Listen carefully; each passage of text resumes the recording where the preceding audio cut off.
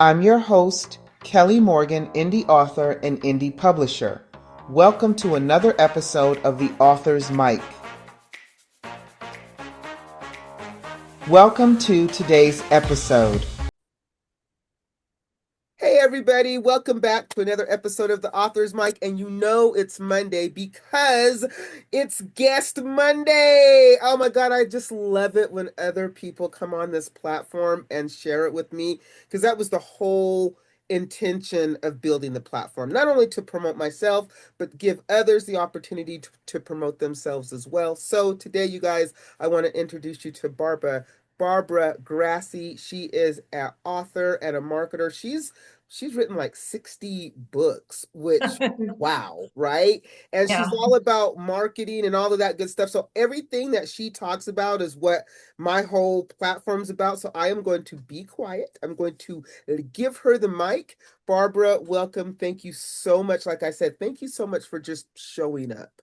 Oh, thank you, Kelly. And thanks for putting this out because our authors have a really hard time marketing. We're going to talk about that.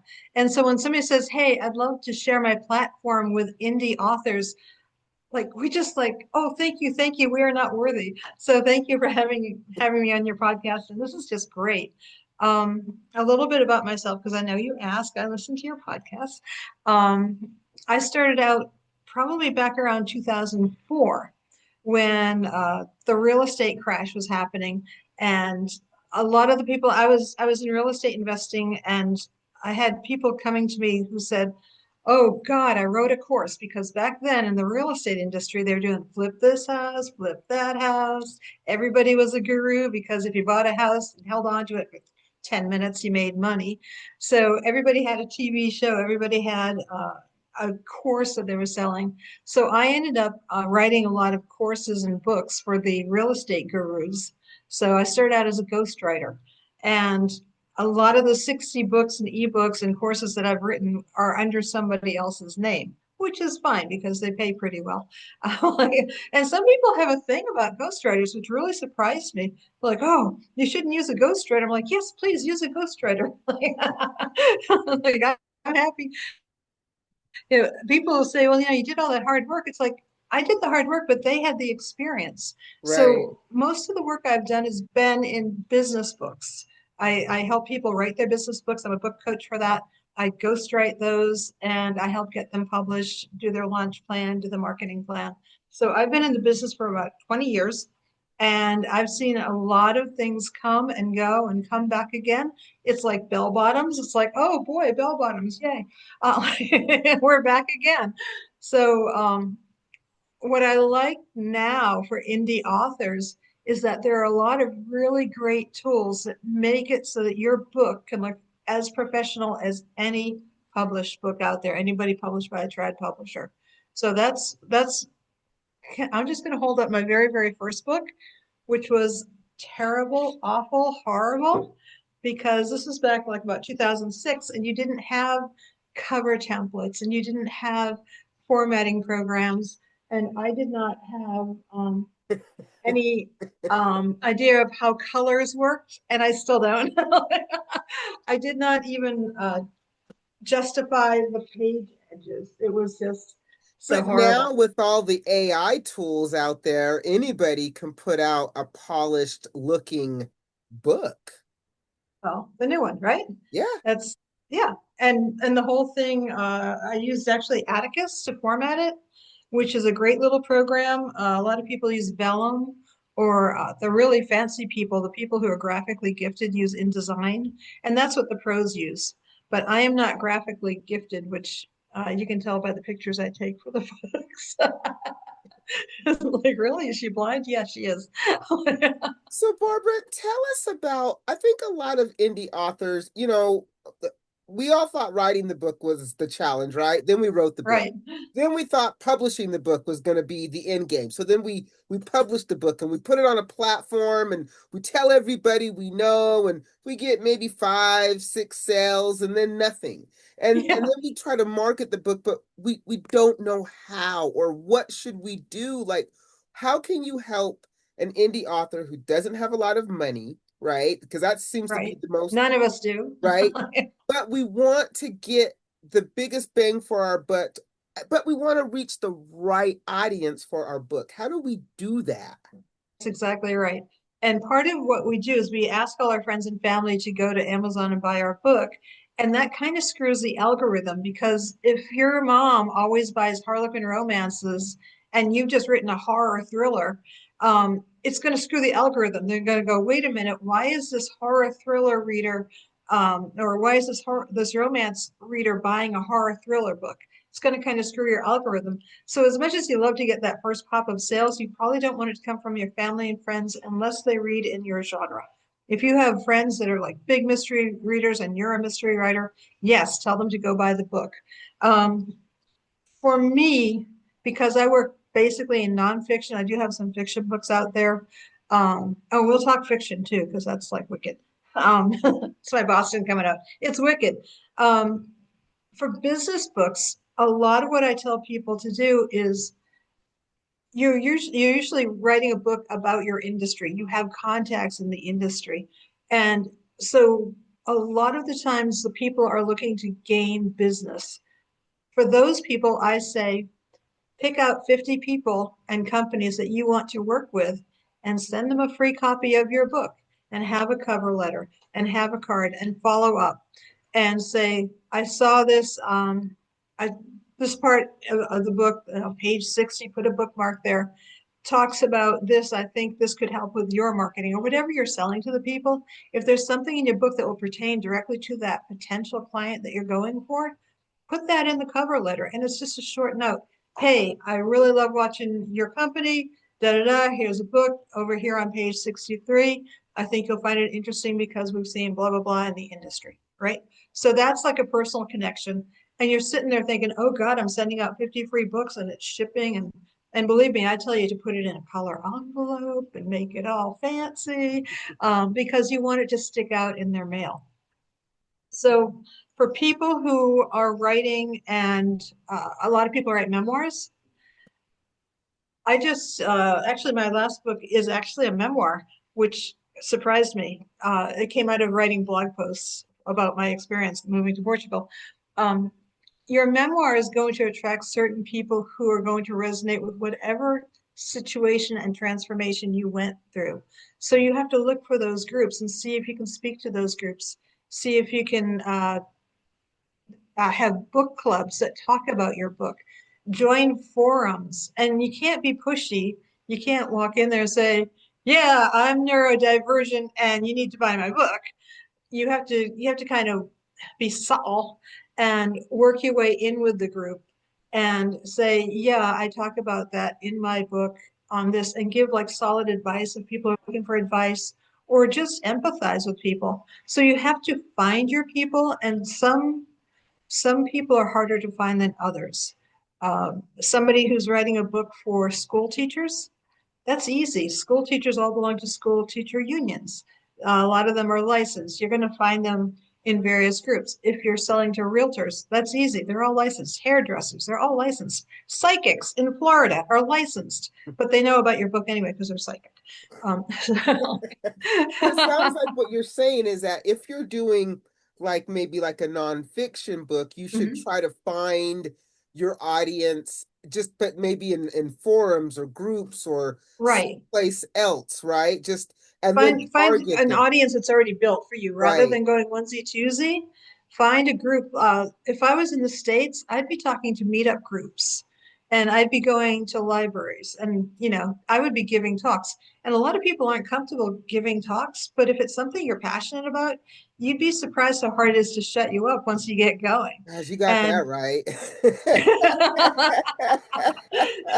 It's now for true though, because fiction, you're passionate about it. if you're passionate about it and really uh, I started giving talks just because, nobody paid attention to me. I was a middle child. So it was so much easier to get up and talk about something rather than having to explain it time and again individually.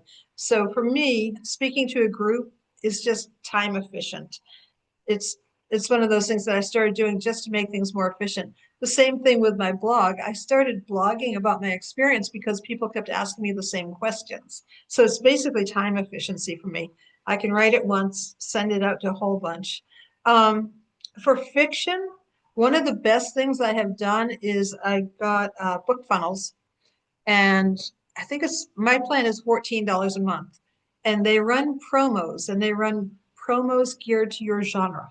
So if you write clean romance, or if you like write billionaire bully reverse harem gay romance, there are groups that will send out your free chapter or your free short story or your free book that you give away to people, and you start getting people who know your book, especially if you're writing a series, Hmm. um, people that will leave reviews, which is very nice because reviews help people buy your book. And I built my list using, for fiction, I built my list using BookFunnel, using the promotions. And when I wrote my first novel, my friend read it. She'd been in the romance industry. She says, "This is great. You wrote a cozy mystery." And I said, "I did. I just wanted to kill off this guy I didn't like." So he ticked me off. So what I realized was, as I got deeper into it, everyone's like, "Oh, you need a freebie to give away." I was like, "Oh, well, maybe I can write like a prequel." So I wrote the first novel. It was a little novella, and that's what I give away for free. And that was hard because I was like, oh my God, I've written this book and now I have to give it away for free. But I've got 1,200, 1,300 people on my email list because of that little book. And Right. yay, right? You know what? So it worked. And that's the thing that I talk about that most indie authors kind of don't get it. They cringe at giving that book away, right? But if you give it away to the right people, right, it will pay off. So you're not just giving away books to everybody who asks for one. There's a No, strategy behind what you're doing. exactly. And because you're joining group promos, it goes specifically to people who read that genre. You're hitting the right people. And if you're writing in series, and you should be writing in series, and don't you hate it? You've written a book, you're like, oh my God, I wrote a book, I wrote a book. And it's like, yeah, now you need to write another one and another one. You're like, oh man. So the first book that I wrote, the fiction book, is actually going to be in the third season of the series. Like I've got to write 8 books before I can get to that book, Wow. before I can publish it. I'm like, this stinks. You know, and I'm four deep in that.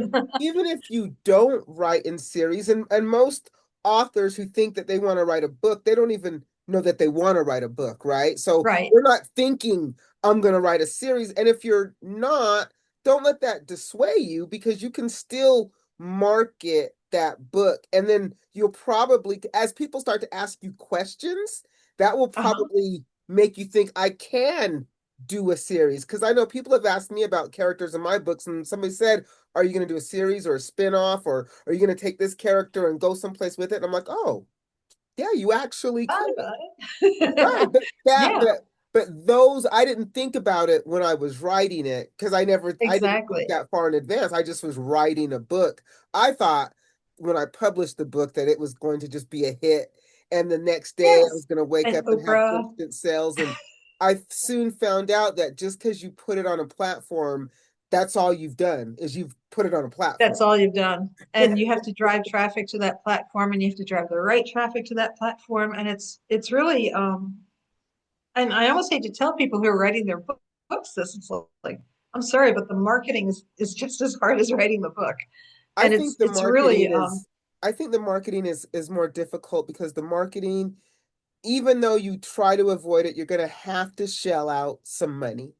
You know what I mean? yes. You're going to have to pay something. I get the social media, I get the Instagram post and the TikTok post and all that good stuff, but I don't think a lot of your readers are necessarily looking at that stuff. TikTok, I think you're better off with romance over there. It doesn't work for every genre. Actually, Mm, fantasy is another good one. I did a Kickstarter with my nonfiction book just to try out the Kickstarter platform. And that worked out fairly well for me in that I had a very low goal. It was $500. And then I made like 2.5 times that, which was excellent. And it was a way to create a little bit of buzz around the book. It got me some early sales. And you see people on Kickstarter who are getting like $50,000 worth of pledges for their book. And they're doing all this amazing swag. They're making, I told the guys at Book Vault, which is a printer, like, I have foil envy because they have these beautiful foil covers with the dragons, with the wings and the fire. And I'm like, oh my God, my nonfiction book is not that fancy. So I did a very, very simple nonfiction Kickstarter launch, and I didn't have a lot to offer. I didn't have the swag that the fantasy authors have, and it still went well. So for authors who are looking to get their name out there or to get a good start on their book, Kickstarter is a great, great little platform. It's kind of hard to figure out, but there are books on how to do it. There are Facebook groups on how to run a Kickstarter campaign. So there's lots of help out there for that. Nice. And And that's it's something that I have not heard of. So I think I'm going to dive into Kickstarter myself. I also hear of Substack as yes, well. That's another one that I keep hearing about that I don't really know much about that I'm going to dive into as well. I have to like set time aside yes. to dive into these platforms because it can be incredibly overwhelming, right? Exactly. And I started a Substack about a year ago. I've been blogging about moving to Portugal. And what happened was my blog, my barbaragrassey.com, is about writing and publishing business books. But I started adding a few little pieces about, oh, I moved to Portugal, and oh, this is what's happening in Portugal, blah, blah, blah, blah, blah. And all of a sudden, I'm getting all these hits on my business website, but not for my business. It's for the Portugal stuff. And I'm like, huh, what? No. Like now it's muddying the waters as far as, tracking all your Right. statistics. So I opened up a Substack just for the Portugal stuff. And I have like 450 subscribers on there right now. And when I launched the book, it was like having a little mailing list Yeah. to Are launch to, people who which are was great. interested in you, right? Yeah. And And they're you interested learning. in Portugal. And so if you're a writer and you're try Substack, and there's everything on Substack. And it's basically it's one nice thing about it is it's a blogging platform, but it's got a built-in email platform. So I started out way back when with Aweber, and I've gone through about three or four different email platforms. I'm now with Kit, which was ConvertKit, Hmm. and I'm paying like about $50 a month. So for new authors, that starts to add up, right? $50 a month. I mean, that's Right. groceries for 1 week for me. Um, But Substack so has it already included. it's already included and it's free. Yeah, So, see, yeah, that's smart. You know what, Barbara? We could talk all day, but we're not an all day show, but we can't. you know. But how do people, reach out to you if they're interested and they want to maybe learn more from you? How can we reach you? For writers, I would definitely say go to my website, barbaragrassey.com, because there is a ton of stuff on my blog on writing, on publishing, on marketing your book. It's that was like the whole blog there, and I've been kind of a little bit relaxed about putting stuff up there lately. I will get more stuff up there, but it's things like red flags that show that you're self-published, Mm, or what you should be paying for publishing. On one of your other shows, you were saying how people are always getting scammed and new authors don't have the money for that. And I tell people because I do publish for people, but I'm like, one, I'm not your publisher, I'm a publishing service. Two, I charge for the service and you can do it yourself. Like my people are the people that hire a guy to mow their lawn. They're not going to right. publish their book. They've got a cleaning lady. You know, And it's the they're same not me. thing though, too. And I think people get that confused. They think a publisher is going to be traditional and they're going to take the book, publish the book, and market the book for you. And that is not the case in today's market. And yeah, traditional publishers don't have the marketing juice that they used to have, and it's because they don't understand online platforms. Yeah, I would agree. They're still old school. So for books, for writing, for publishing, barbaragrassey.com, there's like so much stuff on there. And then for the Portugal stuff, I moved over to Substack. If you want to see how a Substack works, my Substack is, and boy, did I keyword load this, my expat golden girl life. Golden Girl. Perfect. The only thing I didn't put was in Portugal.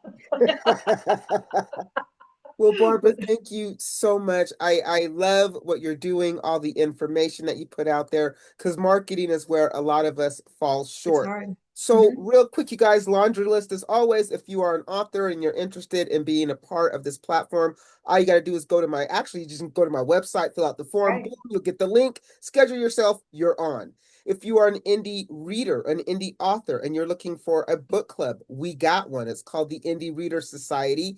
Go to the link tree, the information is there. If you're thinking, hey, how do I write a book? I got you. Free guide on my website. Go to my link tree. All the information is there. And then, of course, Friday, I started BTA Fridays. That's called BTA Breaking the Algorithm, where we are breaking the algorithm and putting something better in its place, where we're giving tips and tricks, just like Barbara was talking about, on how to market the book and not be a slave to social media. So, Barbara, thank you so much for being a part of the Authors Mic. I really appreciate you. I do. And you're more than welcome to come back anytime because it's a short show because our attention spans are short. So, They are. it's short, sweet, but we're to the point. But if you're ever wanting to come back, the invitation is out there. I would love to. Thank you so much for having me on, Kelly. Take care.